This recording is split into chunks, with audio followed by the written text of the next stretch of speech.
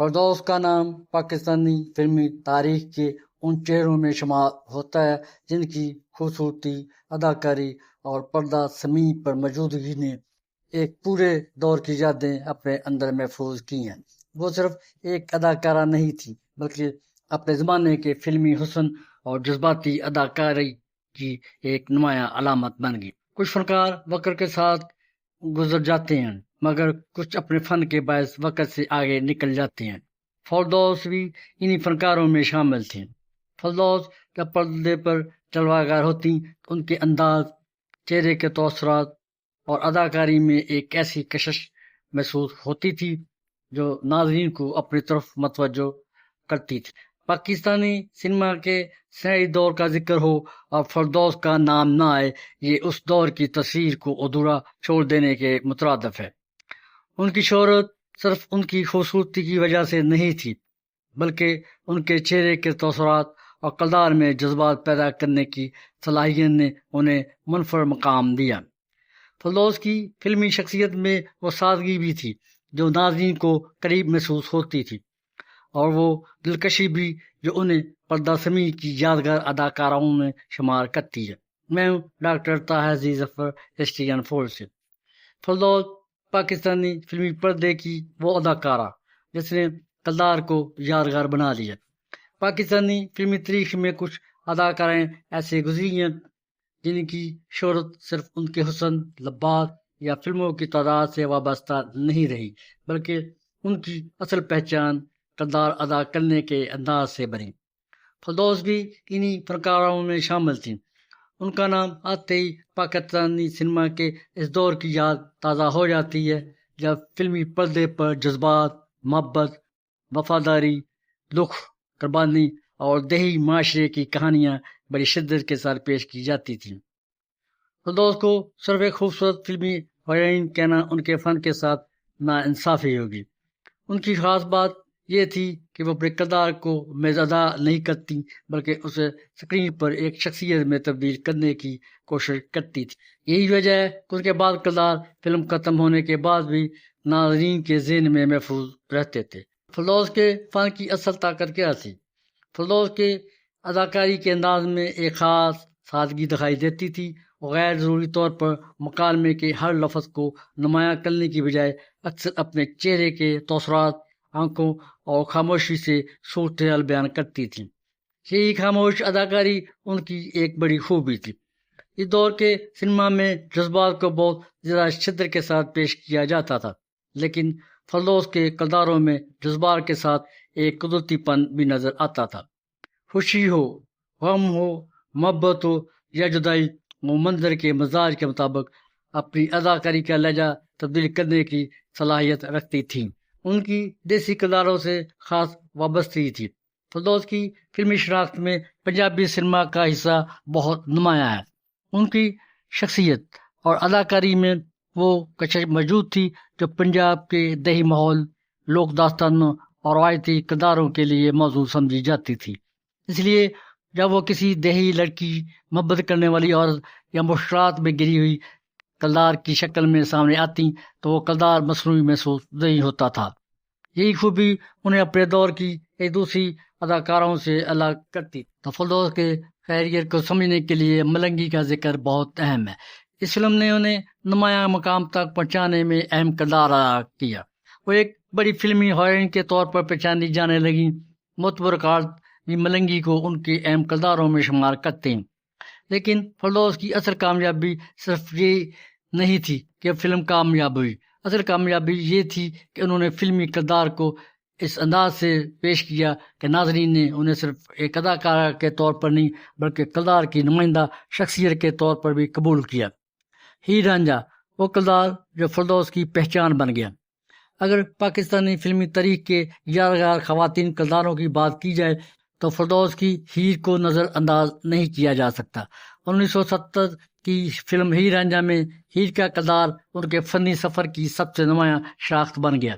تجزیہ نگار بھی اس کردار کو ان کی شہرت کی بنیادی وجوہات میں شمار کرتے ہیں۔ ہیر کا کردار صرف خوبصورتی کا تقاضا نہیں کرتا تھا، اس میں محبت، انتظار، بے بسی، مزاحمت، جذبات اور المیہ سب کچھ شامل تھا۔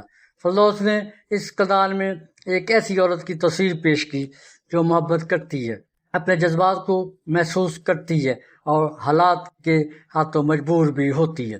یہی وجہ ہے کہ فردوس کی ہیر میت ایک فلمی کردار نہیں رہی بلکہ پاکستانی سنیما کی یادگار تصویروں میں شامل ہو گئی۔ وہ آنکھوں سے اداکاری کرتی تھی۔ فردوس کی اداکاری کی ایک خصوصیت ان کے چہرے کے تاثرات تھے۔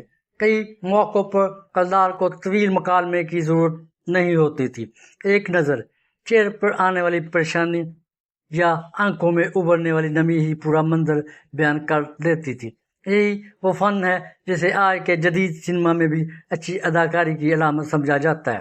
فردوس کے فن کو دیکھتے ہوئے محسوس ہوتا ہے کہ اچھی اداکاری صرف بولنے کا نام نہیں بلکہ خاموشی کو بھی معنی دیتے ہیں۔ صرف ہیروئن نہیں، ایک فلمی دور کی نمائندہ تھی۔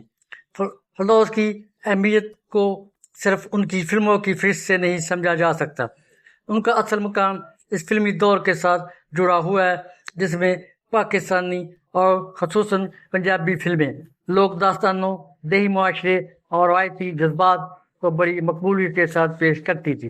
ان کے ساتھ اداکاروں کی مختلف جوڑیوں نے بھی ناظرین کو متاثر کیا اور ان کا نام اکمل، اعجاز اور دوسرے نمایاں فنکاروں کے ساتھ فلمی تاریخ میں محفوظ ہوا۔ ان کی فلمی موجودگی پنجابی، اردو اور دیگر زبانوں کی فلموں تک پھیلی ہوئی تھی۔ فردوس اور اس کے فلمی حسن کے حوالے سے بات کریں، جبکہ آج خوبصورتی کے معیار بدل چکے ہیں۔ جدید فلموں میں لباس، میک اپ، کیمرہ اینگل، روشنی اور ڈیجیٹل تکنیک شخصیت کو نمایاں کرنے میں اہم کردار ادا کرتے ہیں۔ فردوس کے دور میں اداکارہ کی سکرین شخصیت زیادہ تر قدرتی حسن، لباس کی سادگی، چہرے کے تاثرات اور اداکاری سے بنتی تھی۔ اس لیے پرانی فلموں میں فردوس کو دیکھنا صرف ایک اداکارہ کو دیکھنا نہیں بلکہ پاکستانی سنیما کے ایک ایسے زمانے کو دیکھنا جب اسکرین پر شخصیت کا اثر بہت اہم سمجھا جاتا تھا۔ فردوس کی کامیابی کے پیچھے صرف اس کا حسن نہیں تھا۔ فردوس کی مقبولیت کو صرف خوبصورتی سے جوڑنا درست نہیں ہوگا۔ ایک اداکارہ کو مسلسل فلموں میں جگہ بنانے کے لیے وقت کے ساتھ خود کو ثابت کرنا پڑتا ہے۔ فردوس نے مختلف نوعیت کے کردار ادا کیے اور کئی فلموں میں ان کی موجودگی نے انہیں فلمی صنعت میں نمایاں رکھا۔ ان کے کریڈٹس میں 150 سے زائد فلمیں درج ہیں، جبکہ کسی فنکار کے لیے سب سے بڑا ایوارڈ شاید یہ ہوتا ہے کہ کئی دہائیاں گزرنے کے بعد بھی لوگ اس کا نام یاد رکھیں۔ فردوس اس بات سے خوش قسمت فنکارہ تھیں کہ ان کے چند کردار وقت کی دھول میں گم نہیں ہوئے۔ سوال کہ فردوس کو آج بھی کیوں یاد کیا جاتا ہے؟ فردوس کو یاد کرنے کی سب سے بڑی وجہ شاید یہ نہیں کہ انہوں نے کتنی فلموں میں کام کیا، بلکہ یہ ہے کہ انہوں نے پاکستانی سنیما کو ایسے کردار دیے جن میں محبت بھی تھی، درد بھی تھا، ایک مخصوص پاکستانی تہذیبی رنگ بھی۔ خصوصاً ہیر کا کردار ان کی فنی شناخت کو ایک ایسی بلندی دیتا ہے جس میں پاکستانی فلمی تاریخ سے الگ کرنا مشکل ہے۔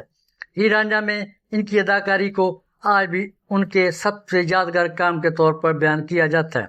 یاد ہے کہ کچھ فنکار وقت کے ساتھ تاریخ کا حصہ بن جاتے ہیں مگر کچھ فنکار تاریخ کا یادگار چہرہ بن جاتے ہیں۔ فردوس کا شمار دوسری قسم کے فنکاروں میں کیا جاتا ہے۔ وہ ایک ایسا کردار ہے جو نسلوں کے حافظوں میں جگہ بنائے ہوئے ہے۔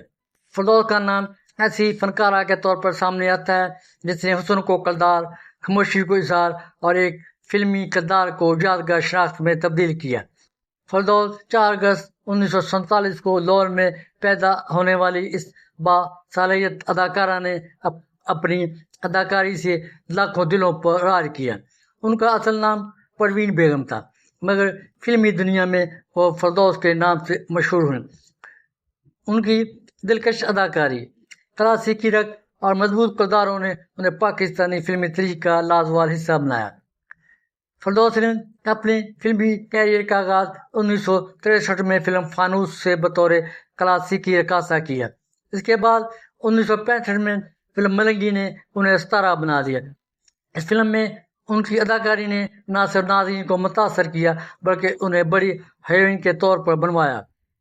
ان کی سب سے بڑی پہچان 1970 की शोरा फाक पंजाबी फिल्म हीर रांझा बनी, जिसमें उन्होंने हीर का किरदार अदा किया। इस फिल्म ने रिकॉर्ड तोड़े और फरदौस को हीर का लक़ब दे दिया।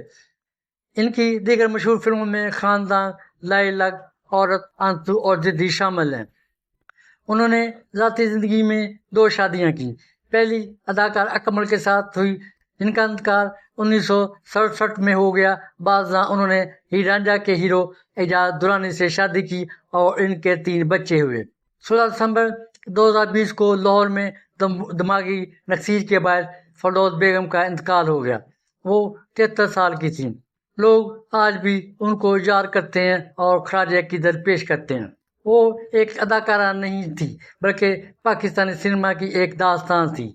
इनकी हीर आज भी जिंदा है और इनकी अदाकारी नई नस्लों के लिए मशले रहा है। फरदौस का सबसे बड़ा कमाल ये था कि वह किरदारों को यादगार बना देती थी। फरदौस की अदाकारी को सिर्फ इस बुनियाद पर नहीं परखा जा सकता कि उन्होंने कितनी फिल्मों में काम किया। असल सवाल ये है कि उनके किरदारों में ऐसी क्या बात थी उनको फिल्म खत्म होने के बाद भी नाजरीन के ज़हनों में जिंदा रहती थी। इसका जवाब इनकी किरदार में डाल जाने की सलाहियत है। जब वो किसी किरदार में आती तो कोशिश करती थी कि वो सिर्फ खूबसूरत नजर ना आए, बल्कि इस किरदार की जिंदगी, जज्बात और कैफियत भी महसूस हो।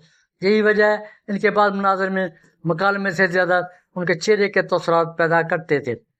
इनके साथी फनकार के मुताबिक वो मुख्तलिफ किरदारों में खुद को डालने की सलाहियत रखती थी। उस दौर की पंजाबी फिल्मों में लोक दास्तानें, दही जिंदगी, मोहब्बत, गैरत, खानदान और माशरती रवायत होती थी। इस दौर की माशरती रवायत इस दौर की फिल्मों के अहम मौजूआत थे। फरदौस इस माहौल के लिए गैर मामूली तौर पर मौजूद नजर आती थी। इनके चेहरे के नकूश, अंदाज़े गुफ्तगू, लब्बास और अदाकारी में एक ऐसा पंजाबी रंग महसूस होता था जो किरदारों को ज्यादा हकीकी बना देता था। इसलिए वो मेरी फिल्म की हीरोइन नहीं रहती, बल्कि अक्सर पूरी कहानी के जज्बाती मरकज में तब्दील हो जाती थी। फरदौस का फिल्मी इजहार सिर्फ मुकालमों तक महदूद नहीं था। क्लासिकी रक्स से इनकी वाबस्तगी ने इनकी स्क्रीन परफॉर्मेंस को एक इजाफी जोहर दी। उनकी कामयाबी का राज सिर्फ खूबसूरती नहीं, स्क्रीन प्रेजेंस भी थी। फरदौस को उनके हुस्न की वजह से बहुत पसंद किया गया, लेकिन उनकी कामयाबी सिर्फ खूबसूरती की बुनियाद पर नहीं थी। खूबसूरत चेहरे बहुत से अदाकारों के पास होते हैं, मगर हर चेहरा कैमरे के सामने यादगार नहीं बनता। फरदौस के चेहरे में एक ऐसी स्क्रीन प्रेजेंस थी जो दूर से भी नाज़रीन को अपनी तरफ खींचती थी। उनके कद, चेहरे के नकूश, आंखों और मखसूस अंदाज ने उन्हें एक बड़े पर्दे के लिए एक नुमाया शख्सियत बनाया। उनकी कामयाबी ये है कि आज भी जब पाकिस्तानी फिल्म के सुनहरी दौर का जिक्र होता है तो फरदौस हीर का नाम एक साथ ज़हन में आता है। फिल्मी दुनिया में शोहरत हमेशा एक जैसी नहीं रहती। एक ज़माने में जिस अदाकारा को फिल्म साज अपनी फिल्म की कामयाबी की जमानत समझते हैं, कुछ अरसे बाद नए चेहरे की आमद के साथ उसकी मसरूफियात कम हो सकती हैं। फरदौस के साथ भी ऐसा ही हुआ। उनकी शोहरत की बुलंदियां अपनी जगह रहीं, मगर बाद के बरसों में वो पहले जैसी मुश्किल तौर पर स्क्रीन पर मौजूद नहीं रही। लेकिन दिलचस्प पहलू ये है कि इनकी शोहरत का सबसे रोशनी हिस्सा एक खास तौर से वाबस्ता होने के बावजूद उनका फनी सफर इससे कहीं ज्यादा वसी था। वो एक ऐसी अदाकारा साबित हुई जिसने अपने किरदार के जरिए एक पूरे सकाफती तस्वर की तस्वीर पेश की, और फरदौस की वो तस्वीर आज भी एक लफ्ज़ में सिमट जाती है, और वो लफ्ज़ है हीर। यही उनकी सबसे बड़ी फिल्मी मीरास है। फरदौस बेगम ने तकरीबन 150 से ज़्यादा फिल्में की हैं।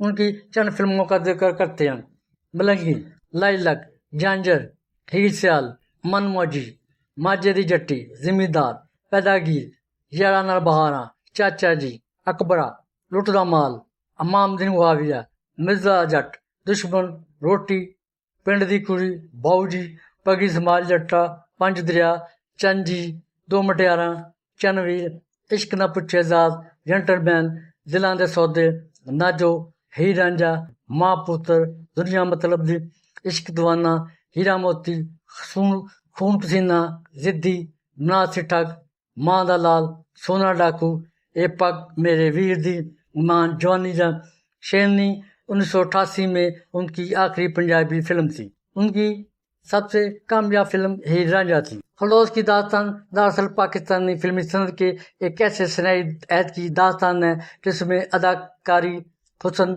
मौसीकी और कहानी एक दूसरे से जुड़े होते थे। इनकी फिल्मी शख्सियत में एक ऐसी कशिश थी जिसने उन्हें अपने वक्त के नाज़रीन में मकबूल बनाया। आज भी उनका जिक्र पुराने सिनेमा के शायकीन के लिए यादों के कई दरवाजे खोल देता है। शायद यही किसी फनकार की सबसे बड़ी कामयाबी होती है कि उसका ज़माना गुजर जाए मगर उसका नाम और उसकी फनकाराना झलक लोगों के ज़हनों में महफ ना हो। फिरदौस भी इसी यादगार फिल्मी वर्से का एक अहम हिस्सा है। फिरदौस का फन पाकिस्तानी सिनेमा के इस खूबसूरत दौर की याद दिलाता है जब फिल्म सिर्फ तफरीह नहीं बल्कि जज्बात, वसीकी कहानी और फनकाराना इज़हार का हसीन इम्तजाज होता था। वक्त बदल गया, फिल्मी अंदाज बदल गया, मगर फिरदौस की याद आज भी पुराने पाकिस्तानी सिनेमा के शायकीन के दिलों में जिंदा है।